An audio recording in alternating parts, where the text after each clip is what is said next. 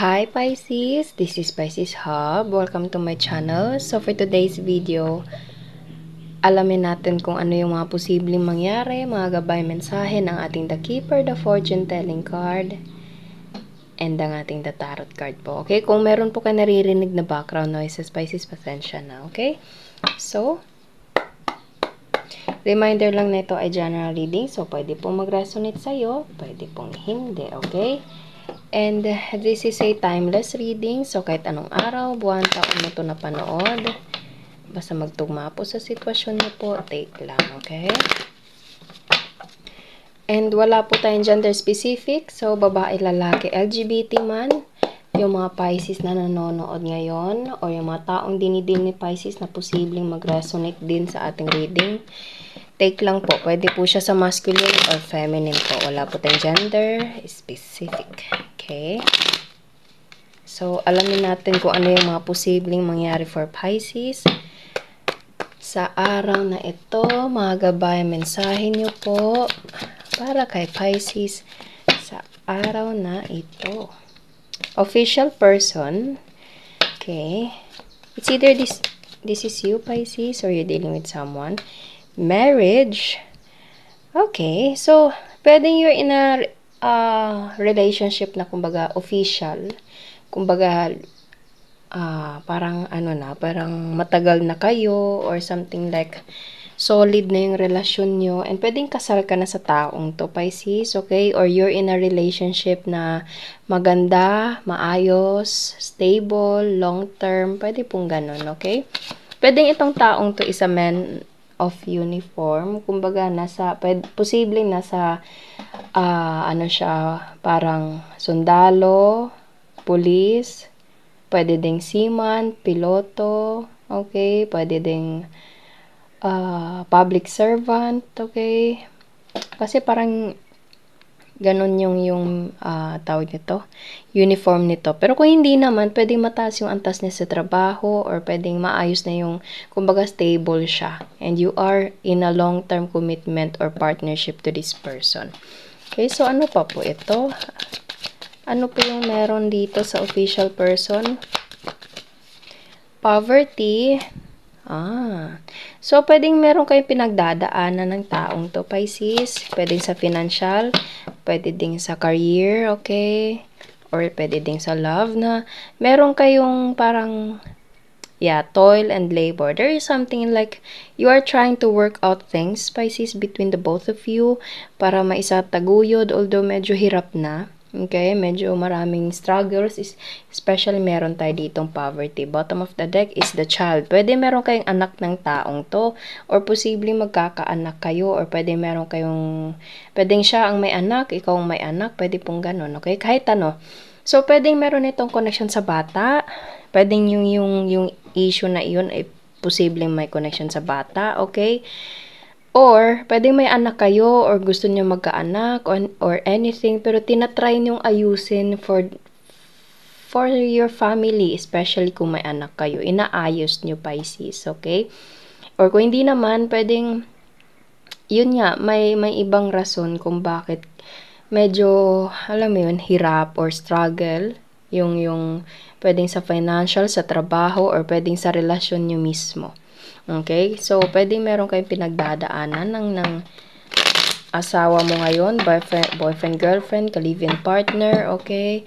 Or someone na meron kang deep connection and pwedeng posibleng may anak kayo or merong connection sa bata po. Okay? So, gamitin natin itong the tarot card. Ano pa po yung mamensahe nyo po regarding with this person na dinidil ni Pisces? Bakit po merong poverty like this?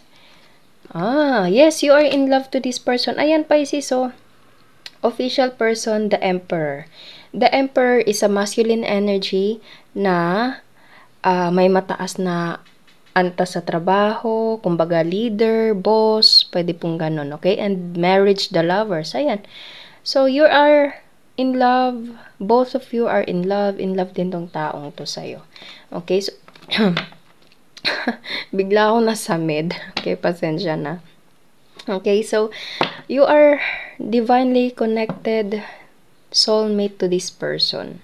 Okay, so, sige pa po. Ano pa po yung message niyo po for Pisces? There's a page of pentacles. Narinig ko agad yung word na receiving. Okay, so you will receive from this person or you will give something to this person. So, ano pa po ito? Mga message niya po for Pisces regarding with this person na dinidil. Or pwedeng ikaw to, Pisces, ano? Pwedeng ikaw to. Okay? You're the masculine energy. And King of Pentacles. Ayan, trabaho, toil and labor. King of Pentacles is like a hardworking person. So, you're dealing with someone na dedicated sa trabaho niya.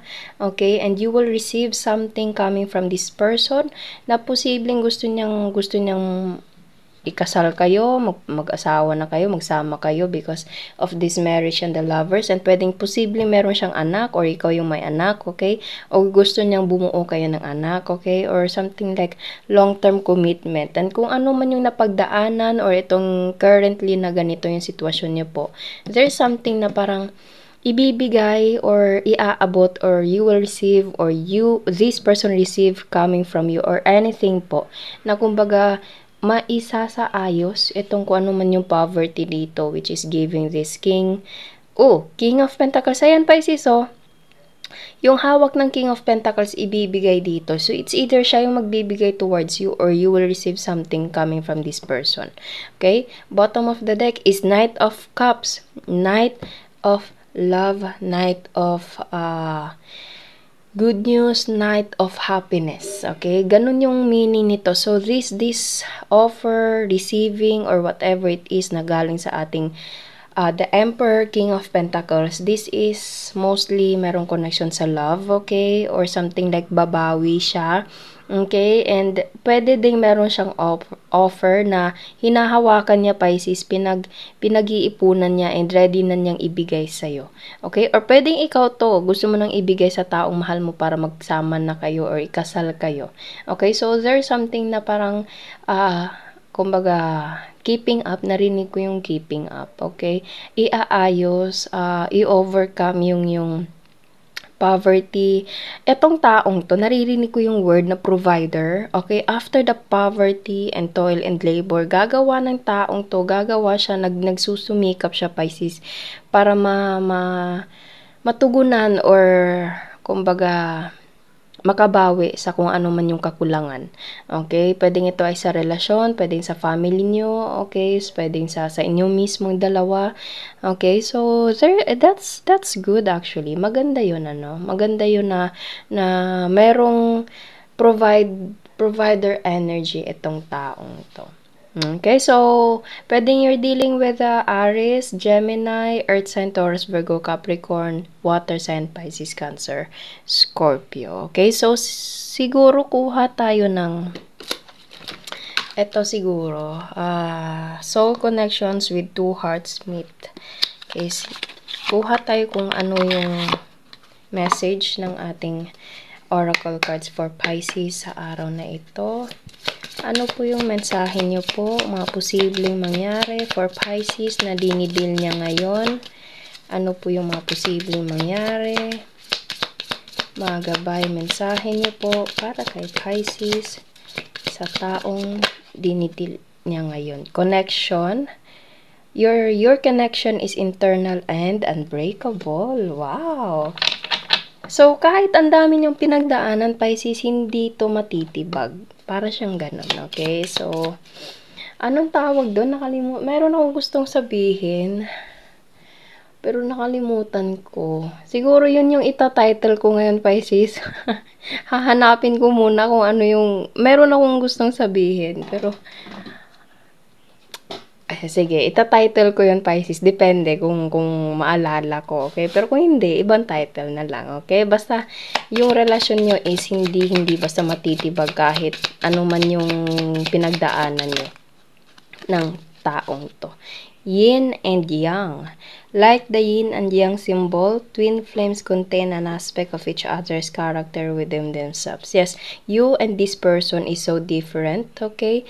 Pero, yun nga, kahit marami kayong struggles together with this person, mapa-financial or love life or sa inyo mismong dalawa, okay, may mga personal kayong kailangang i-upgrade or alam mo yun, i-develop, you still wanted to work things out. Okay? And maganda yun. Yun yung dapat gawin for the relationship to work out, okay? And guilt, don't let guilt get in the way of happiness. So, okay. So, this person feels so guilty or ikaw, Pisces, you feel so guilty dahil meron, yun nga, sinabi ko kanina, merong kakulangan, especially for this poverty right here, okay? So, it's either you or this person feels so guilty and gagawa ka ng paraan para maayos, Pisces, okay? And your connection is hindi siya bastang matitibag because andun yung pagmamahal nyo sa isa't isa. Strong connection, kumbaga. Even though you are both different from each other, pero nababalanse nyo, balanse kayo, tugma kayo. You are the twin flame to each other. Okay? So, yun po ang ating reading for Pisces sa araw na ito. Naway nag-resonate po. Huwag niyo po sanang kalimutan na mag-like at mag-subscribe po sa ating channel. And click the bell button, Pisces, para ma-notify po kayo sa next videos na i-upload natin. Okay? So, thank you, Pisces, and God bless!